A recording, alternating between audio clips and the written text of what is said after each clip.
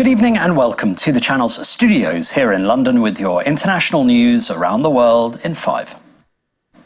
Russia's most significant opposition leader for the past decade, Alexei Navalny, has died in prison inside the Arctic Circle.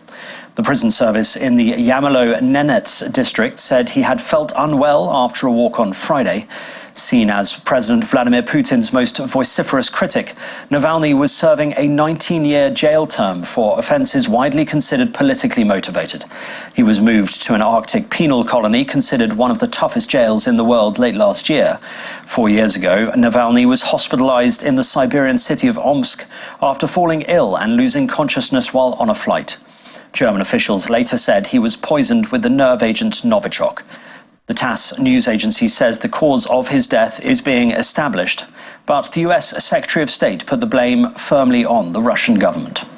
For more than a decade, the Russian government, Putin, have persecuted, poisoned, and imprisoned Alexei Navalny.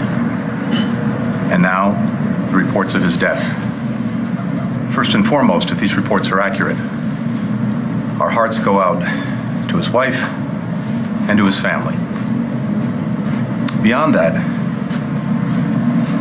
his death in a Russian prison and the fixation and fear of one man only underscores the weakness and rot at the heart of the system that Putin has built.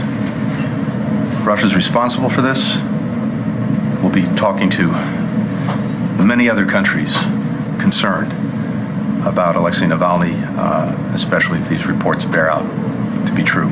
The United States has warned that Russia could seize Ukraine's key eastern town of Avdiivka, the scene of some of the fiercest fighting in recent months. Russian troops have made gains in Avdiivka, threatening to encircle it. The town, which has been almost completely destroyed, is seen as a gateway to nearby Donetsk, the regional Ukrainian capital seized by Russian-backed fighters in 2014 and later illegitimately annexed by Moscow. Ukrainian President Volodymyr Zelensky vowed to do everything to save as many Ukrainian lives as possible. NATO's Secretary-General says he expects the United States to approve a multi-billion-dollar aid package for Ukraine. It's currently being held up by some Republicans in Congress. Jens Stoltenberg has been speaking in Munich. I welcome that the European Council has approved an important new package of aid to Ukraine, and I expect the US to follow suit. This is vital. Putin must realize he will not get what he wants on the battlefield. So if we want a lasting peace, we must continue to provide Ukraine with weapons and ammunition. The decision to postpone this month's elections in Senegal is against the constitution. That's according to the country's top court. The Constitutional Council annulled both President Macky Sall's decree and a contentious bill passed by Parliament moving the vote to December. Widespread protests have gripped the country, once considered a bastion of democracy in the region. Opposition figures said it amounted to a constitutional coup. The Kenyan actress Lupita Nyong'o has made history by taking over as the first black head of the Berlin International Film Festival jury. The annual film showcase event, also known as Berlinale, is one of the 5 largest global film festivals.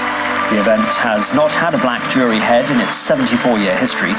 Nyong'o will lead the jury in selecting the winning films in the 2 main categories, Golden and Silver Bears. And the shirt worn by Colin Firth in the 1995 adaptation of Jane Austen's Pride and Prejudice is expected to fetch £10,000 at auction.